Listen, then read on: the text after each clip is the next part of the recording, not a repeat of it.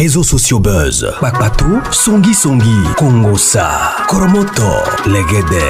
Venez. Venez vous informer en temps réel. Écoutez les critiques, les analyses avec Maman Buzz sur réseaux sociaux buzz. Ici, pas de critiques stériles, ni tête ni queue, pas de polémique. Maman réseau, Maman Buzz de tout le monde est là. Maman Buzz sur réseaux sociaux buzz. Et Lengue Zangali Passa. Le goût qui n'a pas de concurrent. Chaque chose que je suis venu vous annoncer. Maintenant, l'heure de renverser le monde afin que toutes les prophéties qui ont été envoyées s'accomplissent. Le Seigneur retourne la terre. Le mal qui a envahi la terre, le mal qui a sali de partout. Le Seigneur, il vient par son fléau retourner laver la terre en faisant le tri dans ce monde, sur la terre. En faisant le tri sur la terre, et c'est irrévocable. En faisant le tri sur la terre, et c'est irrévocable. Le premier nom qui va tomber à la Ouattara. Le premier nom qui va tomber à la Ouattara, de la Côte d'Ivoire. Le premier nom qui va tomber à la Ouattara, de la Côte d'Ivoire. Le premier nom, le premier président qui va tomber parmi les malfaiteurs, parmi les malfaiteurs, à la Ouattara. Le premier nom qui va tomber à la Ouattara. Tu es le premier que Dieu a ciblé pour renverser, qui sera irrévocable. Toi et ta bande, vous allez tomber. Toi et ta bande, vous allez tomber. Ah, Côte d'Ivoire, Côte d'Ivoire, Côte d'Ivoire. Le deuil est entré. Le deuil est entré en Côte d'Ivoire. Regardez. Connaissez Kakou Sévérin? Connaissez Kakou Sévérin? Connaissez Kakou Sévérin? Par lui, j'ai fait monter Laurent Gbagbo. Vous l'avez simplifié. Voilà pourquoi le ministère, vous vous êtes détourné de lui, vous êtes parti chez les balles. Voilà pourquoi la présidente est tombée. Voilà pourquoi la présidence est tombée. Vous ne pouvez pas justifier. Simone Gbagbo est coupable. Laurent Gbagbo aussi est coupable parce qu'il aurait dû écouter mon serviteur. Voilà pourquoi j'ai laissé faire. Parce qu'il avait désobéi à mon serviteur. Mais étant dans sa prison, il s'est repenti. Il s'est repenti. Et je suis le Dieu de la miséricorde. Nul n'aurait été la bête qui est dans sa maison. Dans la maison de Laurent Gbagbo. Laurent Gbagbo dort avec la bête, je vous le dis. C'est la bête. La bête est dans sa maison. La bête au gouvernement, la bête dans sa maison. Voilà pourquoi il a été disqualifié. Vous ne pouvez pas dire le contraire. Ce que je vous le dis. Vous allez refuser aujourd'hui. Demain, vous allez donner raison. Car Dieu est celui qui dit et il accomplit. Alassane Ouattara est déjà à terre. À genoux. Il est à genoux. À genoux. Il est à genoux. Ah, regardez. La foudre est rentrée dans son gouvernement. Regardez sa femme à genoux. Regardez. Ils se sont retournés contre lui, les rebelles que lui-même il a payés. Toi, tu as payé les rebelles contre les Ivoiriens. Tu as payé les étrangers contre les Ivoiriens. Tu as payé les étrangers contre les Ivoiriens. Moi, l'Éternel, Je vais retourner ces mêmes personnes, les rebelles, contre toi. C'est eux qui vont faire ta fête. C'est eux qui vont faire ta fête. Tu es entouré de qui? De tous les étrangers qui pillent la Côte d'Ivoire.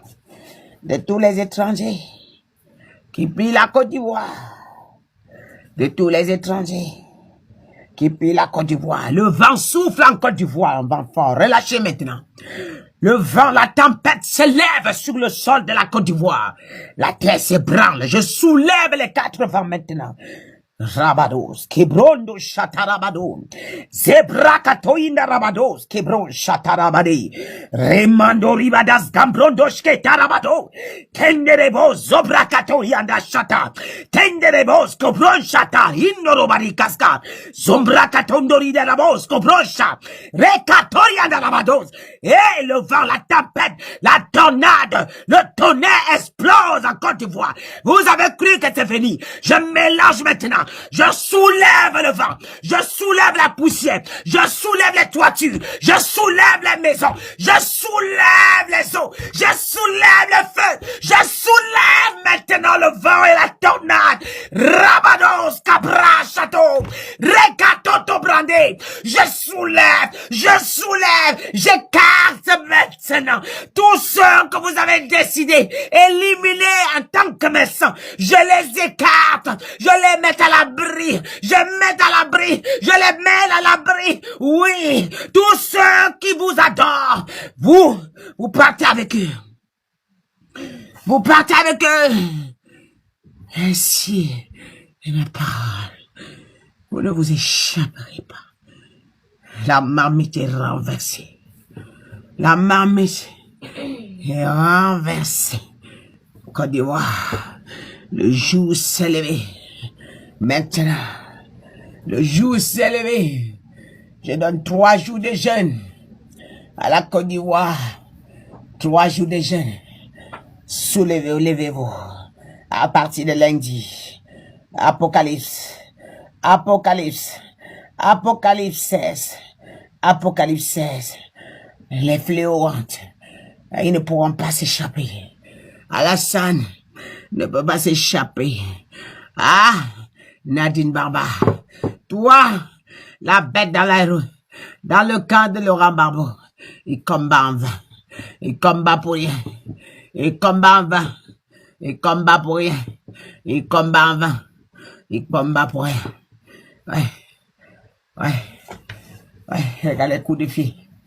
Nadine Baba, regarde les coups de fil sombres. Les coups de fil sombres que tu décroches. Les coups de fil sombres que tu décroches. Les coups de fil sombres avec Alassane. Ah! Les coups de fil sombres avec Alassane. Oh! Ouais. Les coups de fil sombres avec Alassane. Maintenant, c'est votre temps. C'est l'heure. L'heure est arrivée. Maintenant, les jours qui suivent, vous allez voir. Les semaines qui arrivent, vous allez voir ce qui va se passer en Côte d'Ivoire. Vous allez voir maintenant. Vous allez voir. Je suis le maître de temps. Le temps m'appartient. C'est moi qui décide. Et je fais ce que je veux. Ainsi à parler pour la Côte d'Ivoire. Ainsi à parler de la Côte d'Ivoire. Tous les leaders qui m'implorent sincèrement de les mettre à l'abri. Oui, je mets à l'abri ceux qui m'implorent sincèrement. Je mets à l'abri. Je mets à l'abri en Côte d'Ivoire. Je les mets à l'abri. Ah, je les mets à l'abri. Et c'est irrévocable. C'est scellé. C'est scellé. C'est scellé. Ouf. Les élections présidentielles du 25 octobre 2025 en Côte d'Ivoire étaient un complot bien organisé. Je l'avais souligné dans ma vidéo précédente. Un complot bien orchestré contre mon peuple. Oui, contre le peuple de Dieu. Contre le peuple de la Côte d'Ivoire.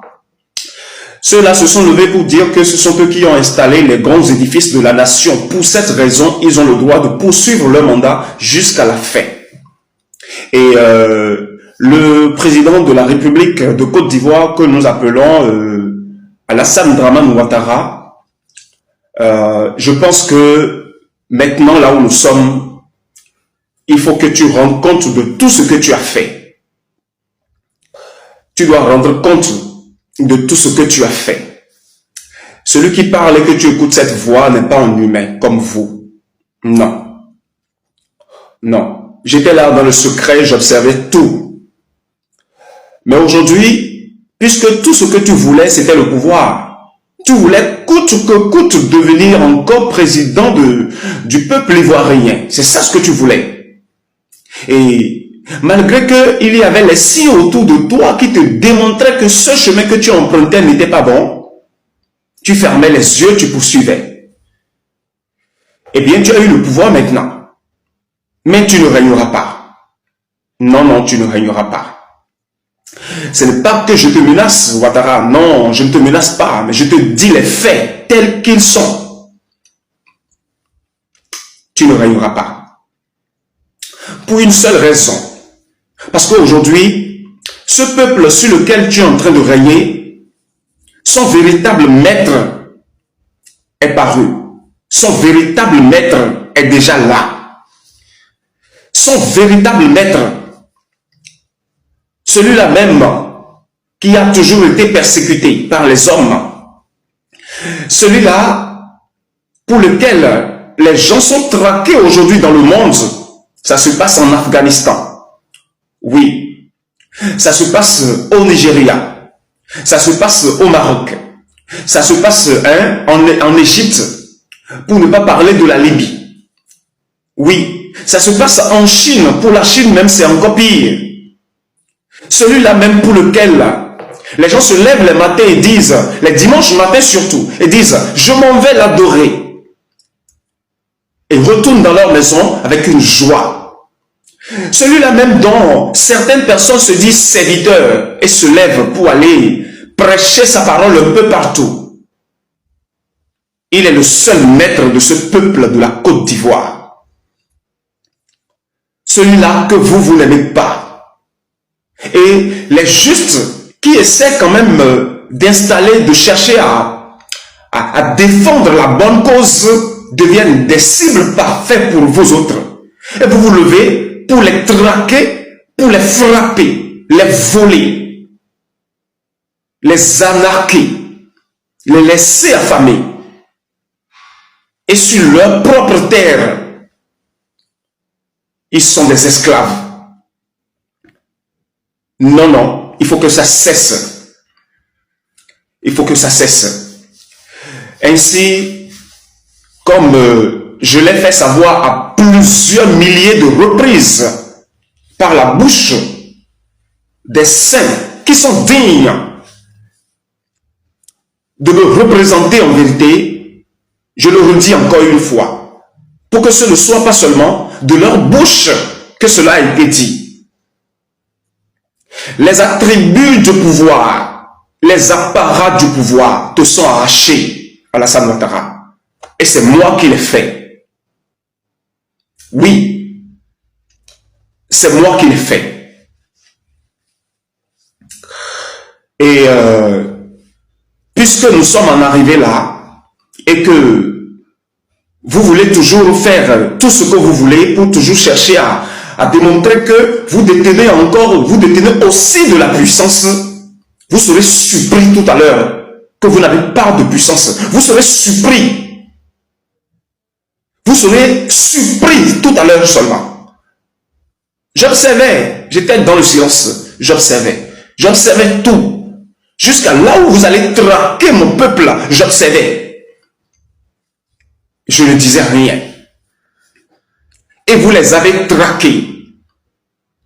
Vous les avez traqués. Ce combat que nous menons, c'est un combat contre Babylone. C'est un combat contre l'Occident. C'est un combat contre le grand dragon rouge. C'est un combat contre Lucifer, Satan. Pour ne pas dire tout simplement Belzéboul, le roi des ténèbres. Mais vous avez décidé de le servir coûte que coûte. Puisque moi, je suis venu pour libérer définitivement mon peuple de cela. Tous ceux qui chercheront à le servir à nouveau n'ont qu'à savoir que Ils seront brisés. Ils seront brisés, je vous le dis. Ils seront, voilà, vous avez compris. Ainsi, je m'adresse directement à tous ceux qui sont sur la terre de la Côte d'Ivoire et qui continuent à servir Belzéboul. Sachez que les heures qui viennent, les jours qui viennent, les semaines qui viennent, vous n'en faites pas partie. Si vous ne revenez pas en arrière, vous n'en faites point partie. Je sais de quoi je parle. Depuis lors que le monde est le monde, la terre est la terre, et que le ciel est le ciel, toutes les clés ont toujours été dans ma main. Et je permets l'utilisation à celui qui le mérite. Je permets l'utilisation de cette clé à celui qui le mérite. Et lorsqu'une porte est ouverte par l'une de ces clés, aucune personne ne peut la fermer. Lorsque une porte est fermée par l'une de ces clés, aucun être humain ne peut l'ouvrir. Ainsi, je ferme définitivement les opportunités pour toutes les personnes qui se lèvent pour martyriser mon peuple, pour persécuter les justes. Vous avez préféré vivre dans le mensonge. Alors laissez ceux qui ont préféré vivre dans la vérité, vivre librement. Pourquoi cherchez-vous donc à les limiter? Pourquoi? Lorsque mon père était en train de créer la terre, vous étiez où? Lorsqu'il était en train de créer toutes choses, où est-ce que vous étiez? Étiez-vous témoin de cela? Et pourquoi donc refusez-vous aux gens justes de vivre heureux et que vous les traquez par-ci, par-là? Il faut que ça cesse. Et moi, je dis donc que voici, je suis la fin de tout cela. La fin de toutes les persécutions. Je le suis. Je vous le dis encore une dernière fois. Arrêtez de traquer mon peuple là. Arrêtez de faire souffrir mon peuple là.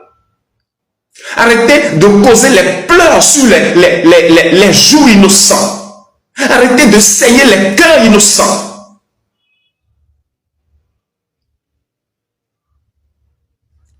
Toutes les portes vous ont fermées. Toutes les portes vous sont fermées maintenant. Car je les ai fermées déjà. Je les ai fermées.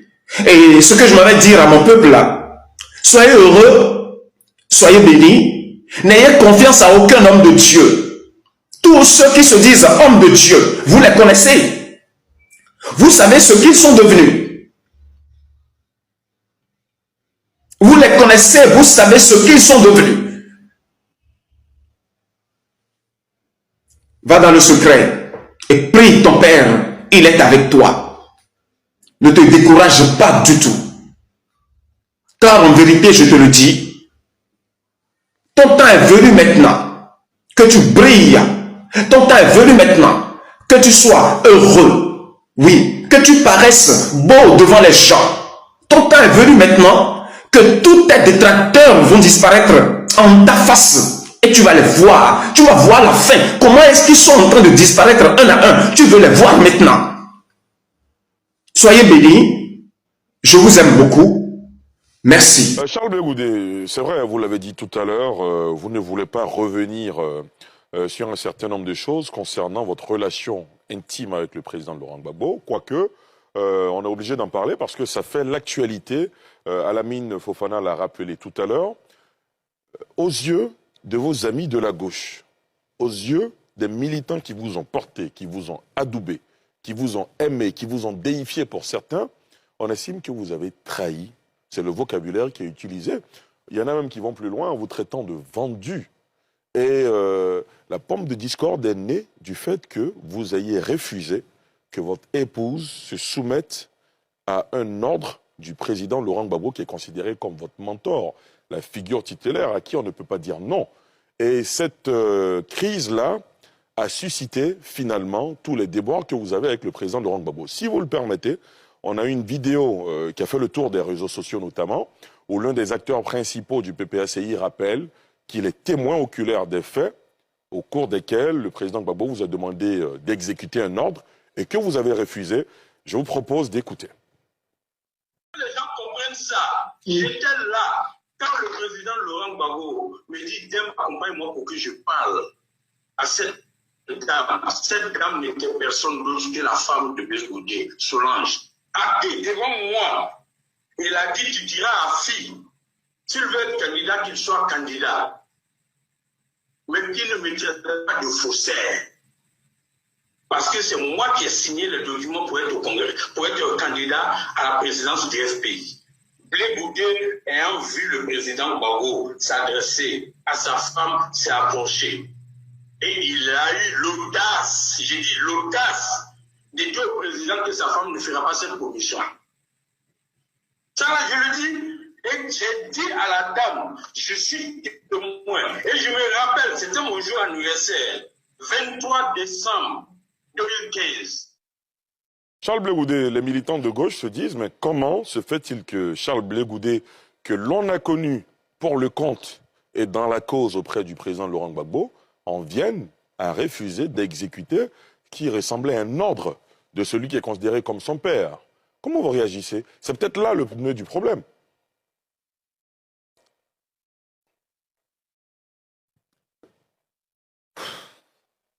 Ali, tout ça c'est gênant. Comment? C'est gênant tout ça. Vous savez, ça fait la 12e fois que dans ma carrière politique, j'ai fait la prison. 11 fois en Côte d'Ivoire, la 12e fois, c'était la Cour pénale internationale. Les 11 fois, quand nous sortions des prisons, on était unis. J'ai fait la prison avec Guillaume Soro. Tout ce qui nous a opposés. Avez-vous une fois entendu Guillaume Soro dans ce pays dire, quand j'étais en prison avec Charles Blé Goudé, il a fait ceci, il a fait cela. Avec tout ce qui nous a opposés dans ce pays, vous le savez, et tout ce qui nous oppose aujourd'hui. Damana Picasse, j'ai fait la prison avec lui. Aujourd'hui, le PPACI, M. Kojep. Malgré tout ce qui nous oppose, vous l'avez une fois entendu dire, quand j'étais en prison Charles Blé Goudé, je suis ceux avec qui j'ai fait vraiment la prison quand j'étais étudiant. Surtout Soul et les autres. C'est la première fois dans ma vie, d'ancien prisonnier, que je sors d'une prison, que tout ce qu'on a fait à prison est sur la place publique. Ce monsieur qui vient de parler, avec mépris, regardez comment quand il parle de ma femme, il dit, je veux parler à cette dame. Il s'agit de Demba Traoré, pour le préciser, qui représentait donc à la Le président m'a dit, je veux parler à cette dame. D'abord, le ton condescendant ne peut pas venir du président Gbagbo. Je connais le président Gbagbo, plus que lui. Mais il dit qu'il était témoin au cœur. Qu'il a été témoin, je suis en train de vous parler. Très bien. Ce monsieur n'a jamais perdu une seule seconde de sa liberté. Donc, il ne sait pas ce que c'est qu'être en prison. Parce que lui, il venait à la prison. Moi, j'étais en prison. Avec le président Gbagbo. Alors, ce qu'il dit n'est pas vrai. Pourquoi? Je savais que c'était un complot. Aujourd'hui, comme vous insistez, et vous avez beaucoup insisté, depuis que je suis arrivé en Côte d'Ivoire, vous me mettez le doigt dans la gorge. Je dis, je ne veux pas en parler. Je ne veux pas, parce que je connais les conséquences. Mais vous voyez comment il est en train de me diaboliser? Juste pour se faire de la place. Juste pour que mes amis de gauche dont vous parlez puissent me haïr aujourd'hui. Je vais leur parler aujourd'hui. En prison, le président Gbagbo ne m'a jamais parlé par intermédiaire. Depuis que je le connais, que je fonctionne avec lui, dans notre fonctionnement, il ne me parle jamais par intermédiaire. La seule fois qu'il m'a demandé de faire une commission, c'était dans sa cellule. Moi, j'ai vu mon mentor, mon chef, tout malheureux. Il m'a fait une seule commission que j'ai menée à bien. Je vais vous citer des noms aujourd'hui. On en finit ça avec. Parce que mon silence risque de se retourner finalement contre moi. Président, qu'est-ce qui n'y va pas? Il me dit, il y a un problème. Président, il y a quel problème? Ça, c'est la commission qui m'a faite. Il me dit, la maison qui sert de siège au Front populaire ivoirien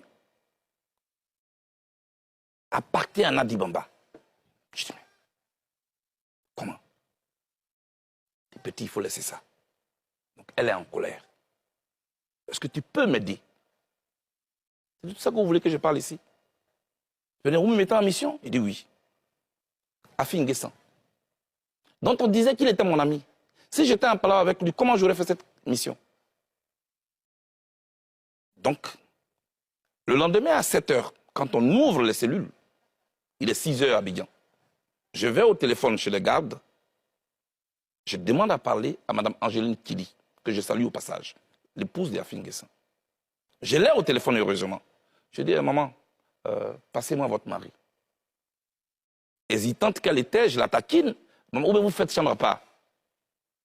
Elle dit non, elle me le passe. Je dis, président Afi, je cite des noms, il est en vie. Le président Gbagbo souffre d'un problème. Votre siège est la maison de Nadi Bamba. Est-ce que vous pouvez rétrocéder cette maison? Il dit, mais ce n'est pas possible. Nous, c'est nos DG qui ont cotisé pour payer cette maison. Comment elle appartient à Nadi Bamba? Je dis, laisse tout ça, président. Fais-le au nom du président Gbagbo. Je t'en prie. Pour sa santé en prison, fais-le pour lui. Il dit, OK. Comme elle m'a traduit en justice, là, c'est le président Afi qui parle. Le président Afi qui parle. Demandez au président de lui demander de me donner quelqu'un de confiance pour que le problème soit réglé devant un huissier. Moi, j'étais content parce que je vais de réussir un exploit pour mon patron. Je vais donc dans la cellule du président Gbagbo. Il dit, président, le problème est résolu. Demandez à Nadi Bamba de nous donner un an. Je vais donner à Afi, il m'attend au téléphone. À la CPI, le président a oublié de se lever pour aller au téléphone chez les gardes. Donc ceux qui racontaient que, oui, il y a des appareils enregistrés, tout ça c'est faux. Tout est suivi à la CPI. Il est parti, il a demandé le numéro, il est venu, il m'a donné un nom. Comment il s'appelle? Ousmane Si Savané, avec son numéro. Voilà le nom que Nadi Bamba a donné. Tout content, je vais au téléphone, je dis à Finguessan, voici le numéro. Le samedi, nous descendons donc dans la salle de visite. Nadi Bamba est contente. Merci Blé. La maison m'a été rétrocédée. Si je vends cette maison, je te donnerai ta part. Je dis non, attention, moi je ne suis pas un agent immobilier. Peut-être que c'est là ma faute. Mais j'ai plutôt une commission à vous faire. Évitez d'aller prendre les problèmes dehors pour les emmener en prison. Ça fait souffrir le président. Vous ne savez pas ce que c'est que la prison. Ali, je dis aujourd'hui aux membres du PPACI, ce qui leur sert de siège aujourd'hui, c'est la seule commission que le président Gbagbo m'a faite. À partir de là, est-ce que je deviens l'ennemi? Tout le narratif qui a été construit autour du président Gbagbo, c'était pour nous éloigner. Avec le même conglomérat qui aujourd'hui désobéit à l'ordre du président Gbagbo et qui est en train de partir. Quand vous dites le conglomérat, vous faites allusion à qui? Mais il y a Stéphane Tipré, qui est parrainé par Nadi Bamba, avec tout leur groupe des anciens UNG. C'est eux qui aujourd'hui sont venus nous diviser à la gauche. Regardez, Lida Kwasi est en prison. Damana Picasso est en prison. Kone Boubaka est en prison. Tous les camarades de gauche sont en prison. Le conglomérat de l'UNG est dehors. La gauche ivoirienne est victime d'un complot d'infiltration. Des gens qui ont mis en place un plan d'expropriation et un plan d'appropriation. Voilà ce dans quoi nous sommes. En ce qui me concerne, le président Gbagbo n'a pas refusé de me recevoir. Ali, je n'ai jamais voulu parler. Nadi Bamba m'a envoyé mon ancien directeur de cabinet quand on était en semi-liberté. Je cite des noms ce soir. Vous étiez encore à La Haye ou C'est à La Haye. Ali Derasouba. Il m'a envoyé Diaby Youssouf, qui vient me trouver à 3 h du matin dans mon hôtel à La Haye. Il dit qu'il a été envoyé par Nadi Bamba, qui lui dit de me faire une commission que voici. Et les Ivoiriens doivent ce soir.